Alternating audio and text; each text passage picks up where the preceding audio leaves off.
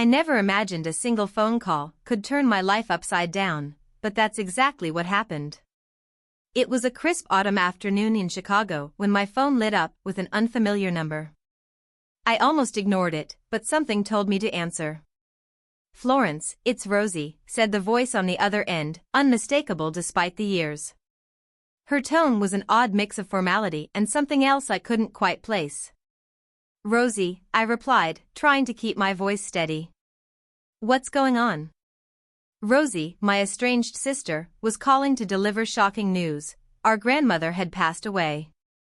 But her voice carried something more than grief, a sharp edge, like she had another motive. "I just wanted to let you know," she said, her words laced with a subtle mockery. "I'm sure you're busy with your modest life." Her words stung, as they always did, but I refused to let it show. "Thank you for letting me know. I'll make arrangements to come." It wasn't just what she said, but the memories her call dredged up. Growing up, Rosie was always the golden child, charming and effortlessly favored by our father. My efforts to shine were often overlooked. We hadn't spoken in years, not since Rosie had betrayed me by stealing Henry, my fiancé.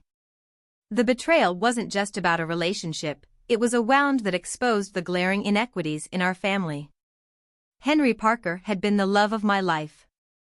We had planned a future together until Rosie's manipulative charm pulled him away.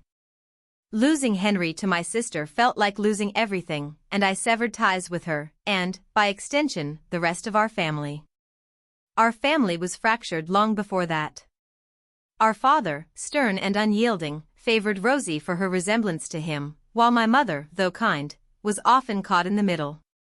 Rosie had always been the one to receive their affection, their pride.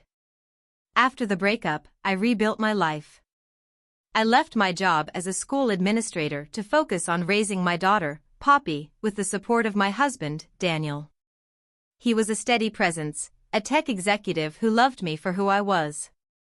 We built a cozy life in the suburbs, modest yet filled with love. Poppy, our 6-year-old, was a burst of sunshine with her passion for drawing. She even had a growing YouTube channel where she shared her artwork. Despite the happiness in my life, Rosie's call brought back old wounds, and the thought of returning home for the funeral filled me with dread. Our grandmother had been the one constant in my life, a source of unconditional love in a family marked by division. Her death felt like the end of an era. But I couldn't shake the feeling that Rosie's call wasn't just about sharing the news. When the day came, I found myself standing in front of our old family home. It looked exactly as I remembered it, unchanged yet heavy with memories. Inside, the air was thick with grief and nostalgia. Familiar faces filled the rooms, some etched with sorrow, others with barely concealed agendas. Then I saw her. Rosie, elegant and composed, stood surrounded by people captivated by her charm. It was as though nothing had changed. Watching her, I felt a familiar unease. Even after all these years, it seemed we were still locked in the same silent battle. At one point, she cornered me.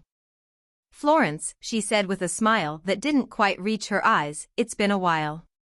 "Yes, it has," I replied, forcing a smile of my own.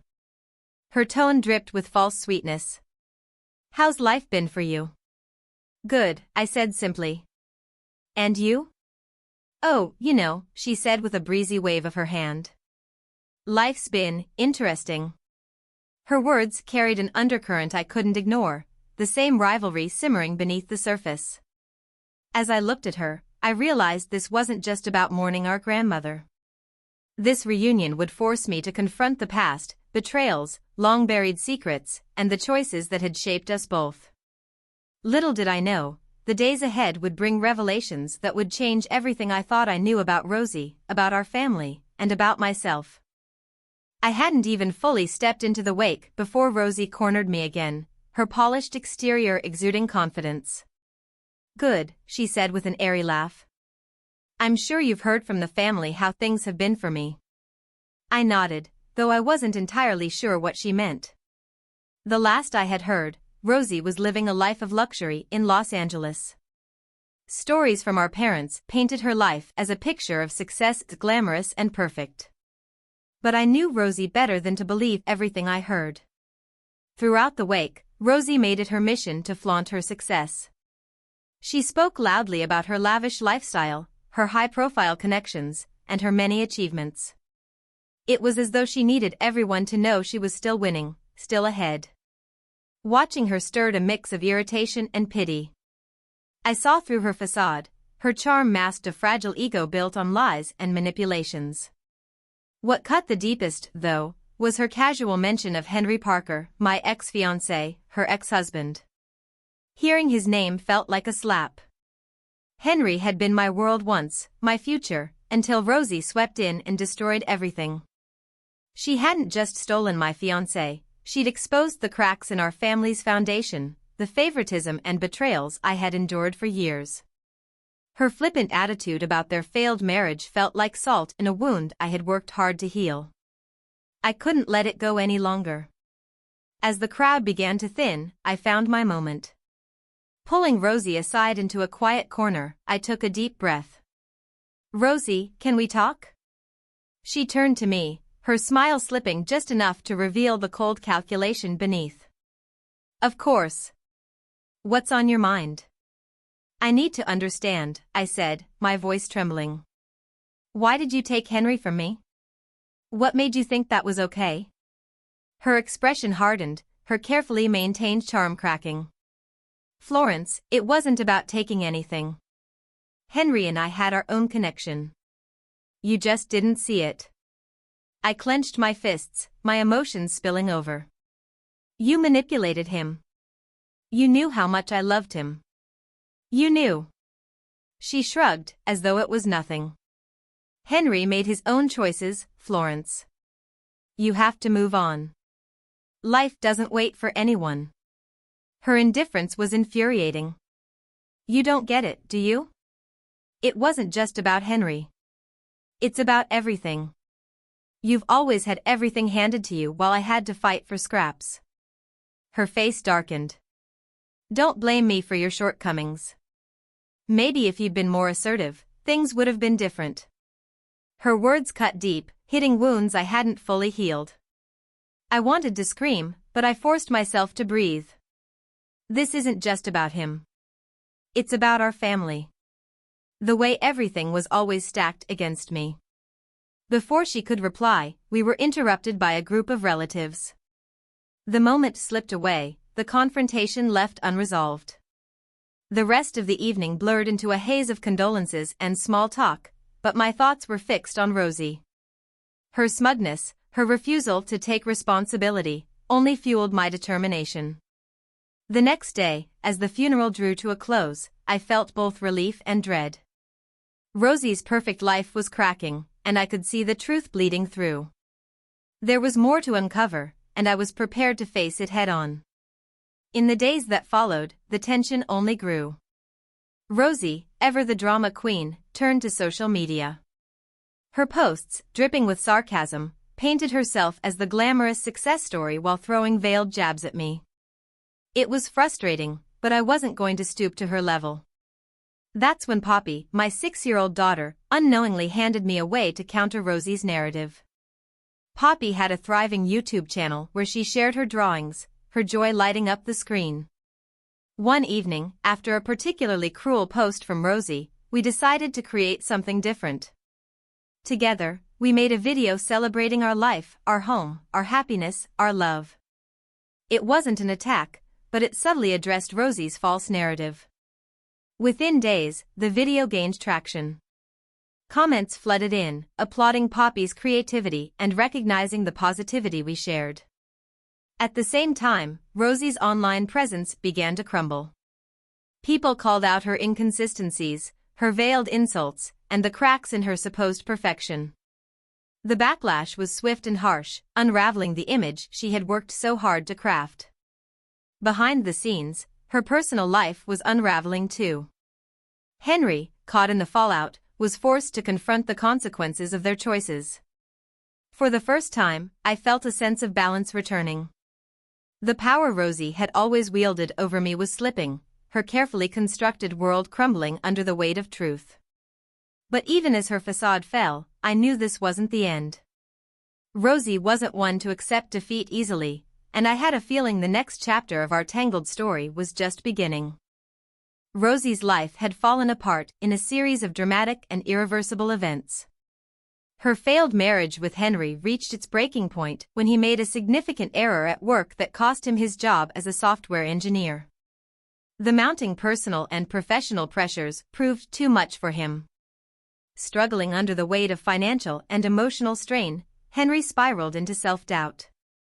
Unable to handle the instability, Rosie made a drastic decision. She filed for divorce, severing her final ties with him. Their son, Leo, became the most tragic casualty of their turmoil. Due to Rosie's unstable circumstances, Leo was placed into a care facility, a stark contrast to the privileged life Rosie had once flaunted so confidently. Meanwhile, the dynamics within our family shifted. My mother, who had always favored Rosie, approached me with an unexpected apology. Her eyes brimmed with regret as she said, "I'm sorry, Florence. For everything. We should have done better by you. I see now how much pain we caused." Her words, while appreciated, couldn't instantly heal the scars of years of favoritism and neglect. I chose to keep my relationship with her cordial but distant, focusing instead on the life I had built with Daniel and Poppy. In the midst of this upheaval, Daniel and I decided to step away from the chaos. We planned a day at the amusement park, a chance to let Poppy enjoy herself and for us to reconnect as a family. That outing, filled with laughter and joy, reminded us of what truly mattered. It was a much-needed respite, reaffirming the strength of our bond and the beauty of the life we had created. As I watched Poppy's eyes light up with excitement on the carousel, a sense of clarity washed over me. The past may have cast its long shadows, but the future held the promise of light. In the weeks that followed, a profound calm settled over my life. The once unsteady ground of familial discord found its equilibrium again. Rosie's downfall, a result of her own envy and manipulation, had become a harsh but necessary reminder of the consequences of deceit. Her once perfect image was in shambles. The divorce, Leo's placement in care, and the backlash she faced had exposed the cracks in the facade she had so carefully constructed. Henry, too, struggled to rebuild his life after losing his job. Yet, for me, the weight of those entanglements no longer held power. My focus had shifted entirely to my family and our future. Daniel and I nurtured our relationship with renewed dedication. Poppy continued to thrive, pouring her heart into her YouTube channel, which had become a beacon of joy for her and her viewers. Watching her creativity flourish brought me a deep sense of pride and perspective. One day, I received a letter from my mother. Her words were filled with sorrow, asking for forgiveness and expressing her regret over the way things had unfolded. While I acknowledged her apology with kindness, I also made it clear that healing would take time. Our family dynamics had been irrevocably altered, but the experience brought clarity. The favoritism that had once fractured us had taught me invaluable lessons about resilience, forgiveness, and the importance of focusing on what truly matters. In quiet moments of reflection, I realized that the trials of the past had forged a stronger bond within my own family. Daniel, Poppy, and I were closer than ever, and our shared experiences had deepened our appreciation for one another. As summer turned to fall, I felt compelled to channel my journey into something meaningful. I began planning a community initiative focused on helping families navigate conflicts and build stronger relationships. It was a way to turn my pain into purpose, offering support and guidance to others facing similar challenges. Looking back, I saw how far we had come. The confrontation at our grandmother's funeral, the unraveling of Rosie's life, and the subsequent revelations had all led to profound growth. Rosie's story was a cautionary tale, but it also underscored my strength and the importance of moving forward with love and integrity. Closing that chapter brought me a sense of closure and peace. The journey had been arduous, but it was also enlightening. The road ahead was filled with promise, and I was ready to embrace it wholeheartedly. With Daniel by my side, Poppy's laughter brightening our days, and my new community project taking shape, I carried with me the certainty that our family's love and unity would guide us through any challenge. The future was ours to shape, and for the first time, I looked forward with hope, unburdened by the past.